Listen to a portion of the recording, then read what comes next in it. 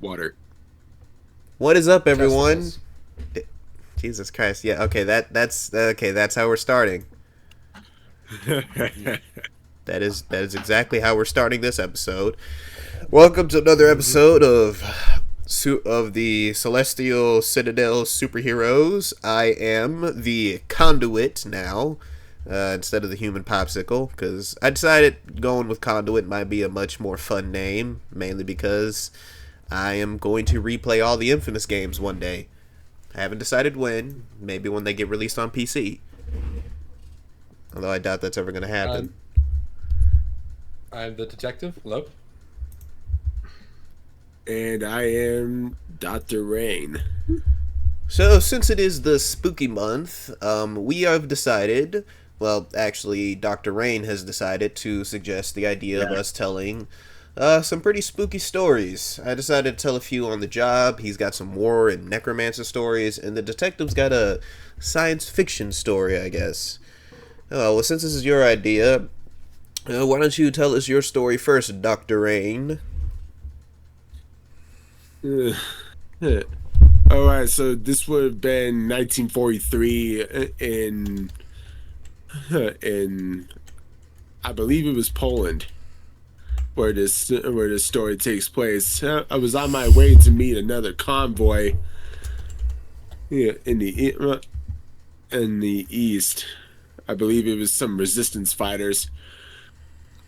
Yeah, yeah. It was pretty dark at the time, and I was unbelievably exhausted. So it was like, you know what? This place is mostly abandoned. I'm just gonna look for a house to squat in for the night. I eventually come across this house that was rickety dinkety. Yeah, and surprisingly, it used to be an inn before the war. I go in and explore the place, right? Because, I like to know my surroundings first and everything else.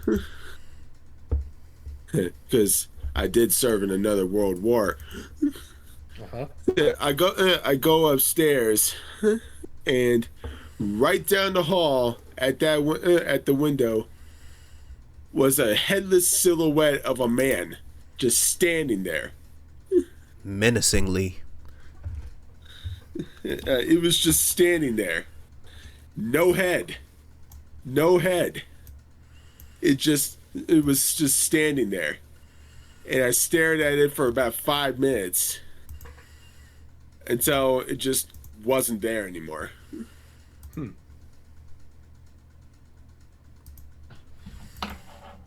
Well, that's. Yeah, ghosts have a very weird way of working, and that was Yeah. my first paranormal experience. Damn.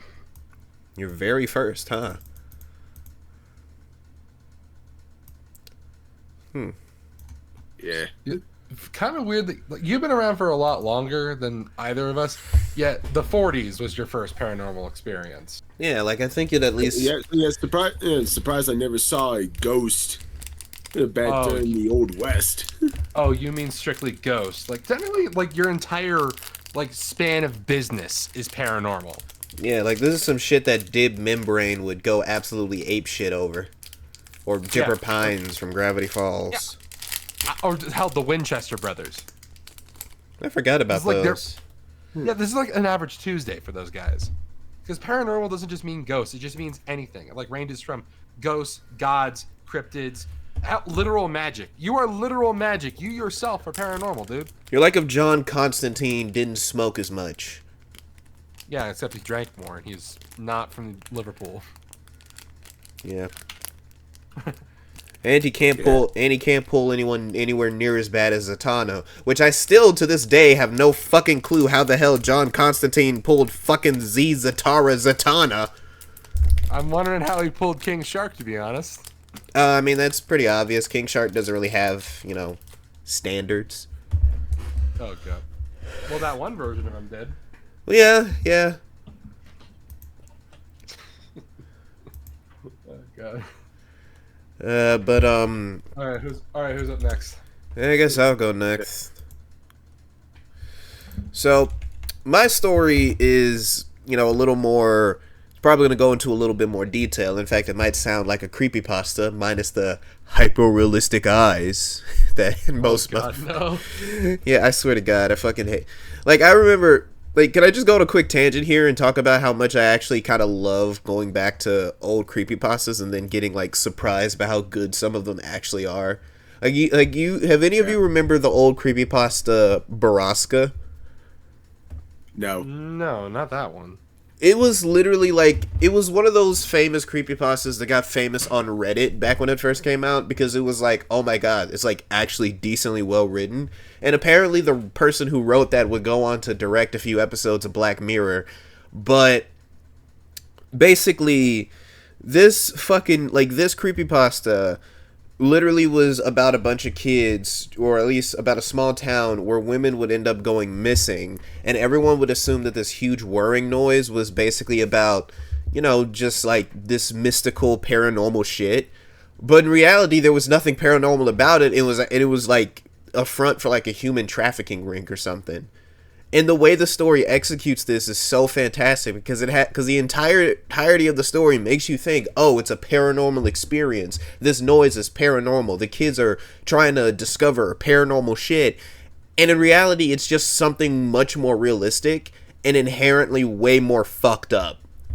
And because of that, the story has just sort of gone down as one of the best creepypastas because it's just like an actually decent horror story. What'd you say his name was called? Baraska. Yeah, Baraska. Is it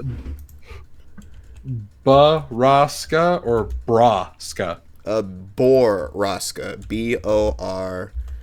Hold up. Yeah, B-O-R-R-A-S-C. Oh shit, there was even a fan film. Right, pulling it up. I'll read it later. Yeah. Oh wait, no, that's a different thing. But yeah, there is Oh wait, no. The one by the Dalek Emperor. Yeah, I think that's it. All right. Yeah, creepypasta. The red mist is coming. I know one of my. It's by C.K. Walker. My bad, C.K. Walker. Yeah, that's the guy's name. Yeah, his username is the Dalek on the. Okay, yeah, but yeah, that's not actually scarier end of creepypastas is Dog World. I think I've heard of Dog World. Is like, yeah, it's. Yeah, I can't talk about it here, otherwise our. I literally just looked up Dog World, and the first thing that popped up was like a goddamn Facebook thing in Canopolis or something. Oh, and that one Rick and Morty episode. Anyway, Oh no, Dogscape. That's what I'm talking about. Not Dog World. The Dogscape. Oh, okay. All right. Still, so oh god. All right. We can talk about that some other time. So anyway, I guess I'll go then. Oh no, I didn't tell the story. I was just went on a tangent about creepypastas. Oh. All right. So the story. Oh. Huh? Oh fuck! Right. Yeah. So the actual, terrifying thing that sort of happened to me when I was on the job. This was back when I was first discovering my ice powers, for the most part.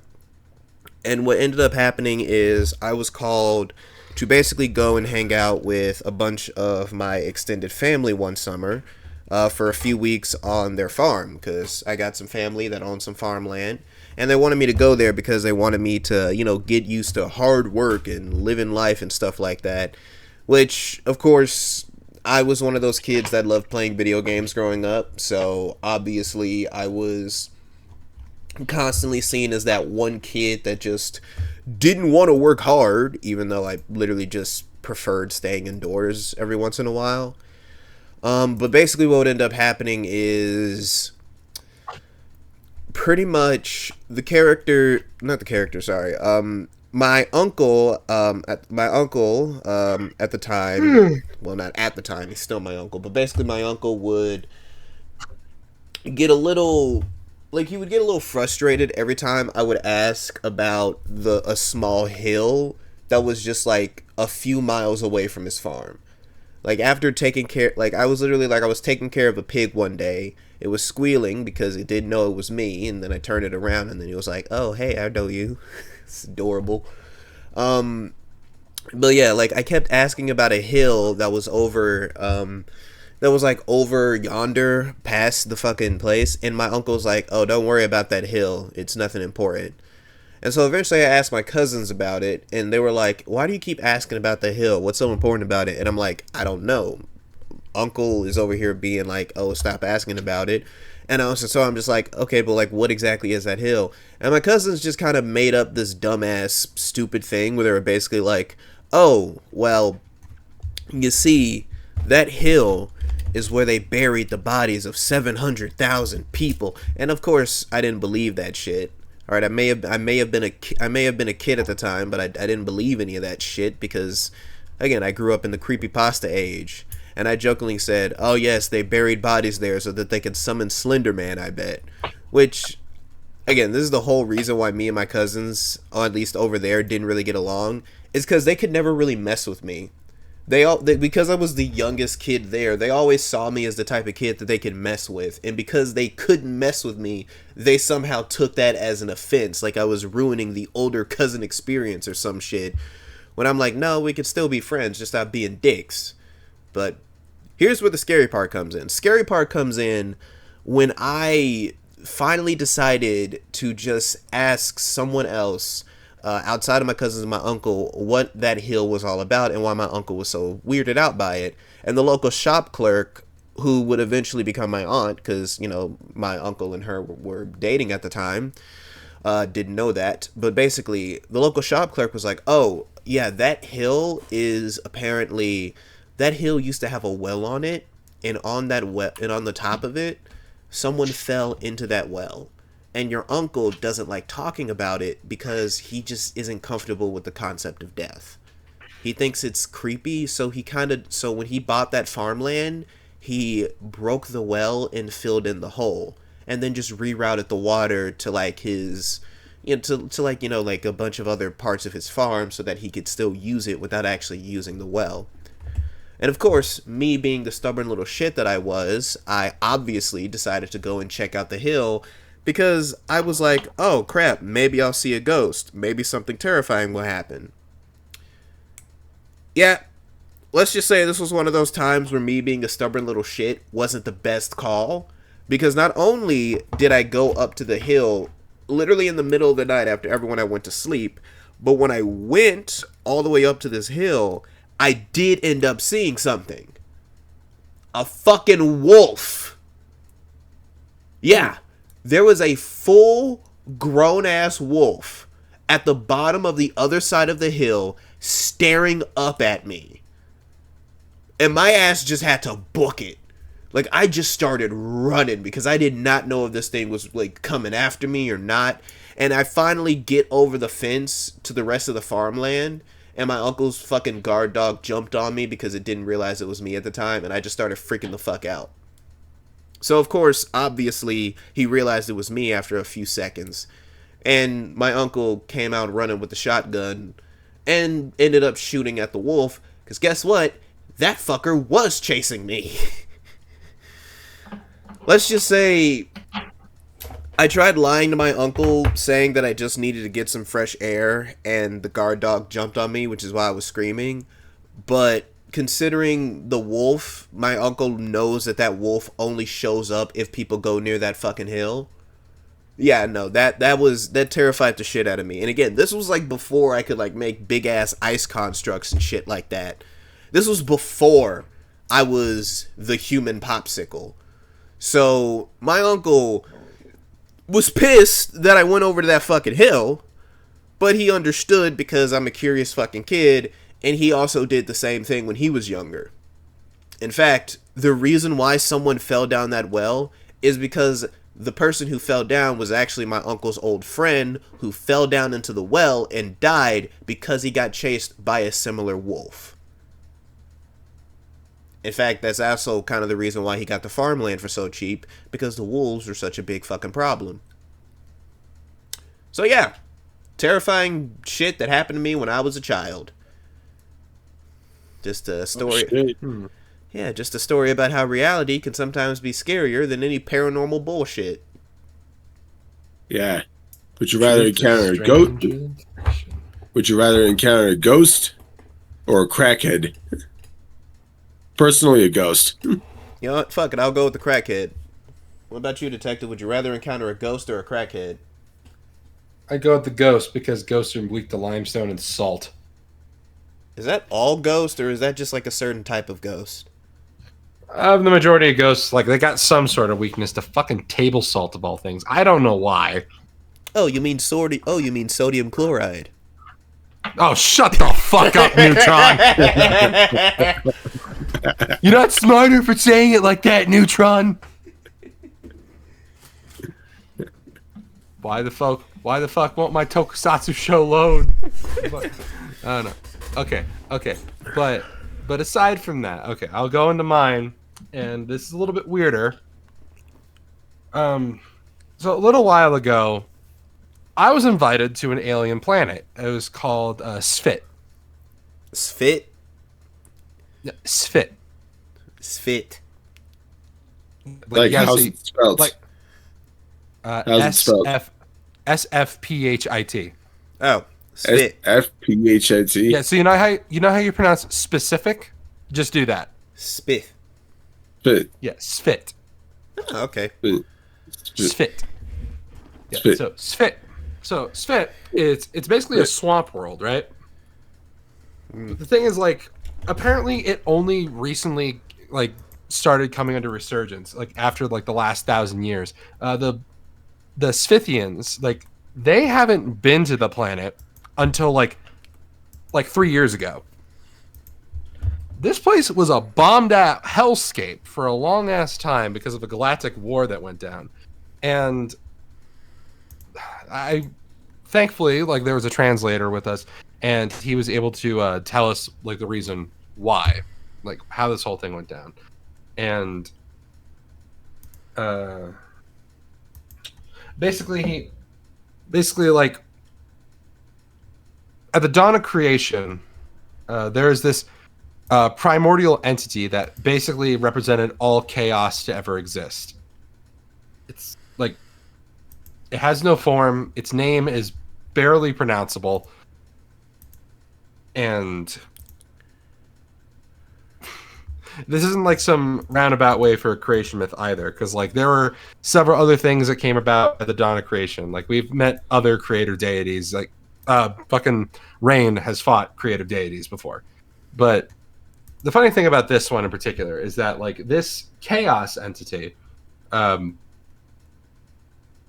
it decided to, like, go away from the sun and went around other parts of the galaxy and basically started creating planets, basically to torment them.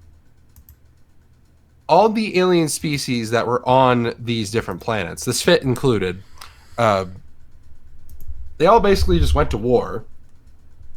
And even, like, occasionally came into contact with us. Like, there was this one time back in the 70s, apparently, where this one Sfit named Yarrow, he came to Earth and warned humans about this entity, and they blew up a ziggurat down in Venezuela in order to, like, try to stop it. I have no idea how that correlated with each other, but apparently it worked. Anyways,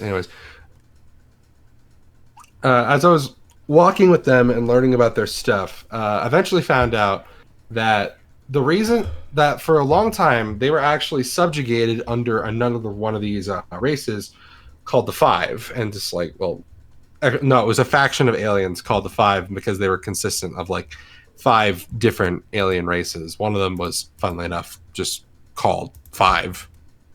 I don't get it either. How convenient. How convenient. It's like if they called the Sangheili from Halo the Covenant.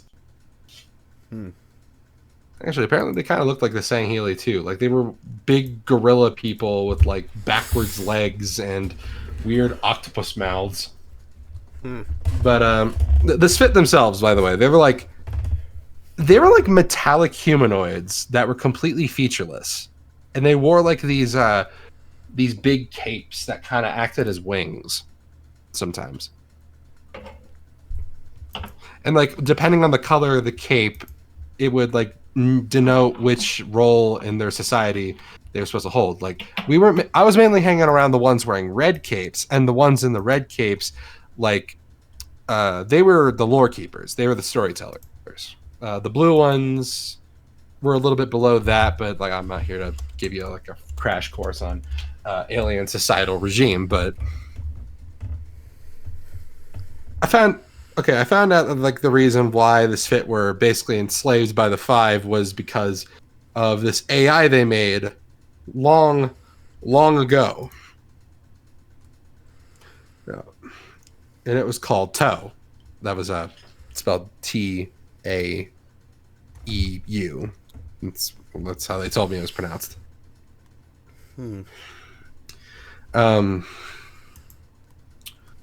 Toe was basically just like a algorithm AI that they made in order to like just keep things like on a track. But eventually the AI went nuts after finding out that all it's been doing was basically like keep the doors from shutting down. And it contacted the Five and told them, "Hey, come blow up this planet," basically.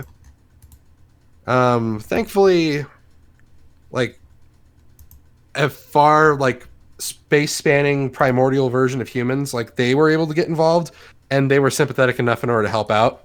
So that kind of handled itself, but just like I don't know, just the idea of like something that simple, just like it was a device meant to control doors and like manage the life support system. Because apparently, like the way that this Fit are is like these metal humanoids. Like this isn't what they were like 1,000 years ago. Like they used to have lungs. They don't anymore because now they can actually process their planet's atmosphere, which is extremely toxic. But just like the fact that something programmed to do such a simple thing can like turn on them like that and cause so much damage. Okay, I guess it's not really so scary just as much as it is just kind of like a weird sci-fi thing, but like He literally, what? No, you go. Sorry. What'd you say? No, it was like it's kind of like this thing literally just decided to like fucking kill all of them because it realized it was a glorified door stopper. Yeah. Damn. Yeah. Well, that's it for my stories. You guys got anything else? Oh, you only have one story? Being a detective and all Oh, that. Yeah, that's. I just got. I guess I'll tell my necromancer story then. All right, then. Yeah, do that. I would have been in my mid-20s at the time. This was so yeah, the old West would have just ended by then, and the other wizard friend I had who went crazy. Yeah, his name was Jonathan. And he was one talented necromancer. What essentially happened was the dude. Well, before I continue here, necromancers are the only very dangerous magic users. It's because because they're the only magic users who are quite literally immortal, and they will go mad, over their life not really having any meaning. Hmm. So what Jonathan did, right? Right, was he wiped out two towns with his zombies, and yeah, me and this other wizard. Well, not really wizard. He was the fireman, pyromancer shaman that I told you guys about not long ago. Him and I had teamed up against Jonathan, and we actually had to fight off the undead, and we eventually got to Jonathan and tried to talk him down, but then I realized, hey, this dude's a necromancer. He was gonna go mad eventually. So yeah, I did what I did best. Turn him to sand. Yeah, Mertz the necromancer. Not sand, actually. I turned Oh, him into dirt. yeah, dirt, sand. What's the difference? Would you rather I say clay? I mean, because the thing is, all dirt is technically just a wetter version of sand.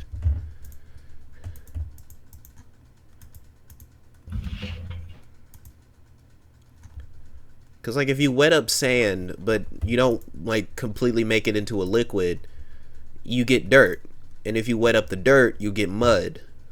So you know you. So there's not much of a difference. I mean, it's still impressive you were able to take down a necromancer, but like seriously, like I don't. These stories aren't really that scary. I expected fear. I expected something that would knock my socks off and my feet. I'm not, I'm not really It, scared by a lot of things. it, I can't really like tell you.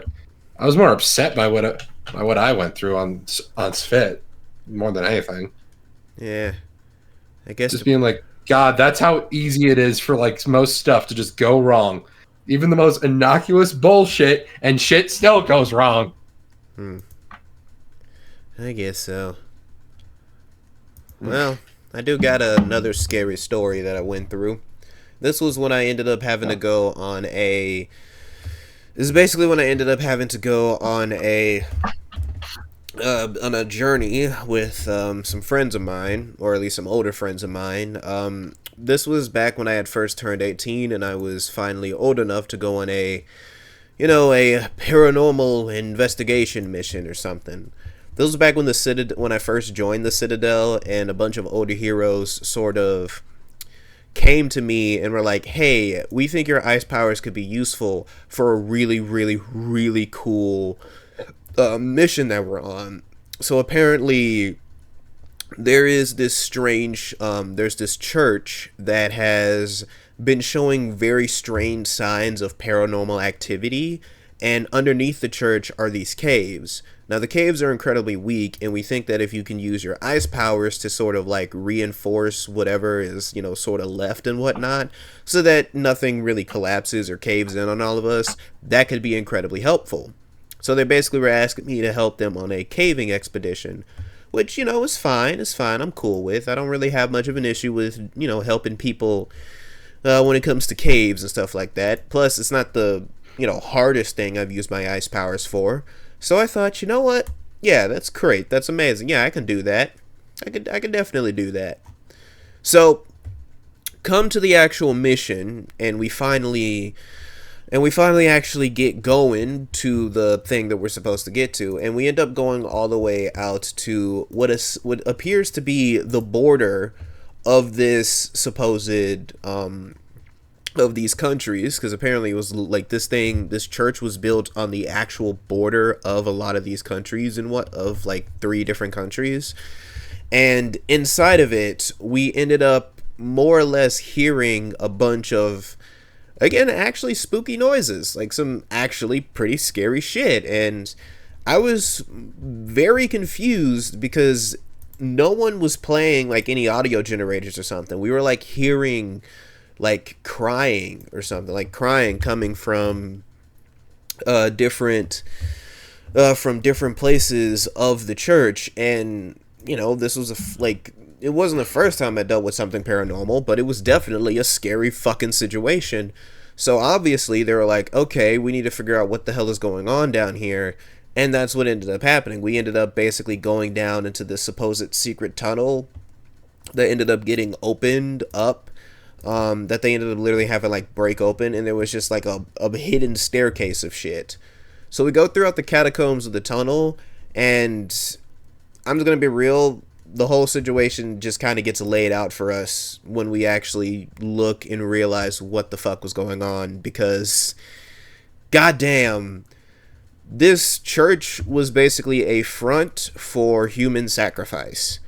And it's not the type of human sacrifice you'd expect, because the deeper we went into the caves, the more they started to smell bad, and the more they started to get wet. And if you basically can already see where we're going, we basically ended up realizing that the caves underneath the church were a bunch of was literally the digestive tract of a horrifyingly huge creature underneath the goddamn church. And the only thing keeping it from digesting us was the fucking ice I was throwing out. If not for me consistently throwing out ice and like freezing the inside of this thing, we would have been digested. And once we all kind of universally came to that understanding, we had the very realistic reaction of getting the actual fuck out of there. Because under no circumstance should we have been in that thing in the first place. We were literally in the stomach of a monstrous creature. Unfortunately, we couldn't get out for hours because the other side of the supposed stomach was blocked off. So it really is just me throwing ice, like trying to freeze the outer walls to create some type of reaction to get this thing to throw us up. And eventually it did end up working. Eventually, whatever the hell it was, all the ice that I had basically done, because it wasn't melting, and I think even like the shoes I was wearing at the time did end up melting because, again, digestive fucking acid and shit. Eventually something like a cave opened up, or like it, uncontracted, and we were able to just get the fuck out of there, find the staircase, and get out. And of course, I later I basically was like, no, I want to get the fuck out of here. I want to go home. I don't want to do this anymore. And all the heroes there were very understanding, because they were like older than me. They were like again, I had just turned 18. They were like in their fucking late 20s, early 30s. And they're like, yeah, you're right. This isn't a good idea. Let's get you the hell out of here. And thus, they didn't just get me the hell out of there, but I come to later figure out that is what the whole human sacrifice thing was. They send me an email basically saying, like, I get, because you know how the Citadel works, where if you do missions with heroes and they make reports, you get a copy of those reports. Because I was genuinely curious, I looked at what those reports were.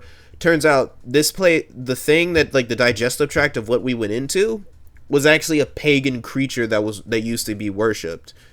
And guess what happened to that pagan creature? Dr. Rain.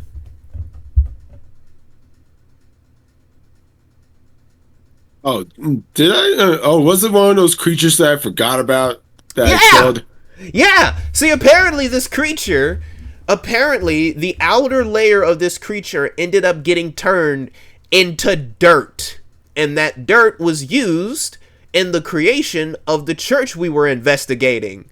But you didn't kill the damn thing. All you did was make it a part of the fucking land. Literally, this creature has all of its organs, or at least most of its organs, still alive down there. And whenever it gets hungry, it starts causing earthquakes and like sending out noises and shit. And lo and behold, that is hella weird. Yeah, and lo and behold, for a long time, for a long ass time, like there was somebody there who ended up building an orphanage and would end up sacrificing people to the goddamn creature when the orphans were old enough to be sacrificed. So yeah, this creature you apparently were supposed to kill was still alive, at least somehow still alive, and was eating people. Now, it might be dead now, because I kind of didn't finish reading the reports, because I just kind of fucking, turned off the computer after that and just sort of curled up and tried not to cry, because I was almost eaten alive. Give me those reports. I would like to read them. I literally forwarded them to you because it took me forever to find them because I was scouring throughout my email. But before we started recording, I forwarded them to you. And I was hoping you remembered I sent them to you because I wanted to tell that story specifically so I could call out the fact that that's probably not the only dead god that isn't actually dead. And there are probably a lot of people who end up getting trapped in digestive tracts because you didn't kill them properly. Oh, yeah. I'll have a look at those. Yeah, you better. You better. Can you believe this guy, detective? Yeah. Because usually when I turn something into anything, all of it turns into that something. I mean, like, do you even recognize what type of creature that even was? Because, I mean, sure, I only really described its guts, but, like, did anything about it ring a bell? Not really. It's it would look unrecognizable to me. Look, I just got invited to an alien planet the other day, and like that was the first time I've messed with anything that's like not even remotely human. So like, I couldn't tell you either. Yeah, boy. I really am starting to think that this life is a lot more fucked than most people realize. Although this is not the first time I've almost been eaten alive. Oh, hold on, let me call up Peter Parker so you can go tell him that. You want to fucking complain about how hard your life is? Go tell it to him. Yeah, well, good. Yeah, well, unfortunately, we can't. Wait, do you think the arachnid is pissed off that someone kind of just stole his whole flow and turned it into a comic? The arachnid has a much better life than Peter does. True. Although, I feel like a lot of these fucking characters are kind of just rip-offs of us. like a part of me really... So what, like Rorschach is just an even more dickheaded version of me? I wouldn't even consider you Rorschach, to be honest. Well, who would I be then? Detective Chimp. I couldn't even be the question. Nah, Detective Chimp. I can't even be the question. I'd have to be the fucking monkey. That's probably because, at least with Detective Chimp, is actually, like, genuinely smart. The question is just a conspiracy nut that constantly asks the most batshit insane questions and expects people to understand what the hell he's saying. Oh, like Black Dynamite. Huh. You're actually right, but that is Black Dynamite. Yeah, that's his whole thing. Like the whole point is that Black Dynamite's like a massive fucking conspiracy nut, and he comes up like the most weird ass backwards ways of finding out how shit works. How the hell do you connect Jello to the Klan? He'll find a way. If only I could find a way to make the type of bullshit connections Black Dynamite could make. Yeah. Well, since we're out of scary, find a way in order to be born with Fishshire. Well, since we're out of personal scary stories, if you guys like know any good like scary movies or books or something, like any good horror movies. Yeah, I've been watching all the Scream movies lately, and Gonna start watching Scream 4 tomorrow. Are the Nice. Scream movies actually scary? First one is. And no, all of them are quite cheesy in my opinion. I mean, like, yeah. Actually, this is a funny thing. Ghostface should never be competent at all. Hmm. He should mainly be killing people by complete accident. Wouldn't that ruin the whole premise of Scream? The whole premise of Scream is that it's about two dipshits who decide to act like the serial killers that they see in movies out of basically the most petty ass revenge they can think of getting. They're not scary when you get down to it. They're just losers. Huh. Yeah. You're right about that. Most of the people, they constantly trip on themselves and shit like that. That's the best way in order to get them is to ignore you when they know. It's just to ignore them and piss them off. Once you know they're coming, they lose the element of surprise, and you can whoop their asses. Yeah, which is why Ghostface is the horror movie villain everybody can beat, in my opinion. No, Chucky. People can beat Chucky just as easily. Oh yeah, because he's a fucking doll. All you gotta do is punt him. Yeah. You got a foot. Yeah. The fact that my mom found the Child's Play movies like so scary as a kid. It's like, oh my god, I was so worried about my doll coming to life. I'm like, all he does is make wisecracks and not do shit. How is he scary? He's basically a fucking. Which I'm gonna be real. I'm still surprised to this day that we haven't had a good Child's Play remake. Because it shouldn't be that difficult to remake Child's Play. We had a good Punch show. Chucky like a punch Chucky like a football on the next Tuesday. But at least like Freddy Krueger and him being scary was understandable because like you can't hide from the guy. Well, yeah. Yeah. And Jason is the result of hubris, so I end up feeling more bad for him, but still. Oh yeah, and there's also a Leatherface because inbreds are also real, so there's that. And whatever the fuck those assholes were from the Wrong Turn movies. I've never seen those. Apparently the whole thing is that they're like inbred hillbillies or something. Oh yeah, that's the hell. Isn't that the Hills Have Eyes? I think it's both The Hills Have Eyes and Wrong Turn. I think they're literally... Because, like, a part of me feels like those movies were made around the exact same time. And, like... Because, like, they are literally basically the same premise. Although, when I was a kid, I thought The Hills Have Eyes, before I even saw the movies, I thought it was literally about, like, actual living hills. Like, people go to these hills, and they're, like, eldritch creatures that eat people. Oh my god, girl, same. I mean, it would be pretty fucking cool, like, if The Hills like, that would be a really cool horror movie, just like, if you could make a horror movie, what would you make it about? I think that probably would have been a much more interesting topic for today's episode. Actually, why don't we just go with that for a little bit? Yeah. So the episode isn't, like, super freaking short. Okay, I would make a horror movie about these giant bugs that disguise themselves as transportation, like as buses and stuff like that, and they use that to trap people. Okay.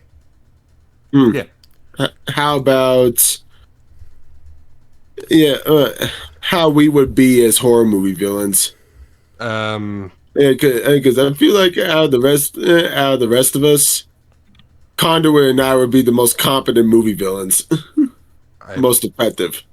you've also just think you of us. understand. I fought supernatural stuff before. I can fight those too. I know how to fight deadites. All you need is a shotgun. You're good. I've played Dead Space. No, villains. The bad guys, the bad guys in the movies. Oh, well, in that case, actually, I'm better than both of you. In that case, Yeah, I gotta because I agree got with... Institution on my side. Yeah, I gotta agree with the detective here. He's got, like, the entire fucking corrupt system of, well, the law on his side. Yeah, and that's infinitely scarier than anything that's out of the realm of fantasy. But Reality. I do generally think I could be a pretty good horror movie villain, which actually leads me to the idea of what I would have if I were making a horror movie, besides the whole hill have eyes thing, where it's, actual hills with eyes. The idea I would sort of make is, remember that video game Dead Space? Yes. I'd basically Oh yeah. create a more domestic version of Dead Space where instead of the characters going into space, it's instead a bunch of cavers who end up accidentally discovering like a laboratory that's been hidden in this cave. And inside this laboratory, they come across these horrifyingly mutated and fucked up monsters that are consistently trying to kill them. But I'd also make it somewhat like an action movie, you know, kind of like Evil Dead to some extent, where the Like the later Evil Dead movies. yeah, where the characters can still fight back against these creatures, but they have to use, you know, like the actual tools that's left behind in this lab and even some of their own, like, caving equipment in order to fight these things. It's like a mix between John Carpenter's The Thing and Evil Dead. It's the best way I I can was about describe to be it. an asshole and just say that you're basically just saying that, but I mean, you just said that. Hmm. Oh well, every idea has been done before. Yeah, might as well embrace it. Well, yeah, I mean, yeah, that's like kind of the whole thing. Like, you can't Oh yeah, it's really. like actually no, it would be The Thing, Evil Dead, well, Army of Darkness specifically, and Dead Space mixed with Ted the Caver actually, because that's what ended up happening in Ted the Caver, if like if my memory serves correctly. That he ended Uh, up finding like some weird supernatural thing, yeah, and then or was that shit ass sequel? that was a shit ass sequel. Oh, Because at the end of Ted the Caver, we don't know what the fuck was in there. All we know is that there was this stone that was just sort of moving around, and at the end of it, Ted was like, "Okay, I'm gonna go back. I'm gonna figure out what the hell happened." And then the story just kind of cuts, and then the story just cuts off there. Like the whole point is that we don't know what is in that fucking cave, and Ted refuses to tell us because he doesn't want other people getting hurt. or he's dead. Yeah, true, true.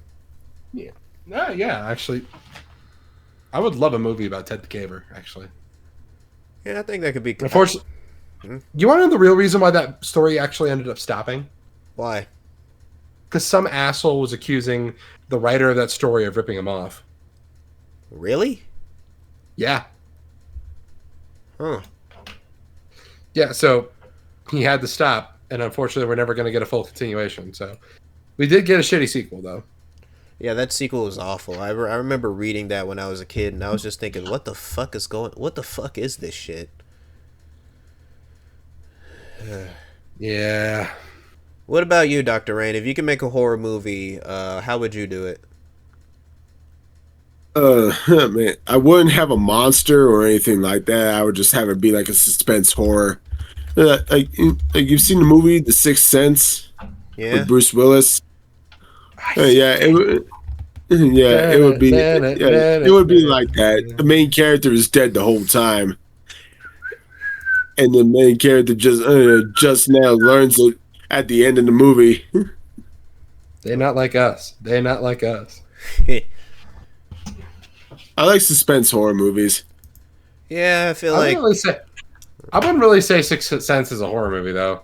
it's more of a mystery thriller to some extent. And although it does have like genuinely really good scary moments, especially when the kid's trying to hide in that fucking like when he's trying to hide it as like makeshift his makeshift thing. That's pretty good. Like that because conceptually when you really think about it, there's no way that a place like this could actually protect him, but then you start seeing it getting torn apart and you're scared because this kid is scared, which is I think one of the biggest things that makes horror movies work so damn well is when they actually make you give a damn about the fucking characters. I feel like that's like the best way you can get a horror movie to work is when you're actually, you know, making the characters interesting. It's like you could have like one of the scariest concepts of all time, but if your characters are like absolute dog shit, your movie's gonna fail. Yeah. If I do not give a crap about your characters, I don't care how terrifying your monster look. I don't care how fucking like ridiculous. Like I don't care what you say or do. Your movie is just gonna be a fucking failure in every way, shape, and form. Your movie sucks, Linkara. I forgot Linkara made a movie. No, I'm not referring to. Never mind. Oh wait, actually, I think Linkara actually made an analog horror series called The Winter of '87. It was actually pretty good. The Winter of 80. Sure, it was in the winter of '83. It might have been the winter of '83. I might have gotten I might got the dates wrong, but yeah, it was made. It was actually made by Kara, and it was like actually pretty damn good. Like people really. I'm gonna need to watch that. Yeah. Yeah. All right. Well, we've actually just about reached the 50-minute mark. You guys want to call it an episode? Yeah. Yeah, that's sure. decent enough. All right. Thank you all so much for listening to this episode of the Celestial Citidel Superheroes. And we will all talk to you some other time. Goodbye, everybody. Bye. Goodbye.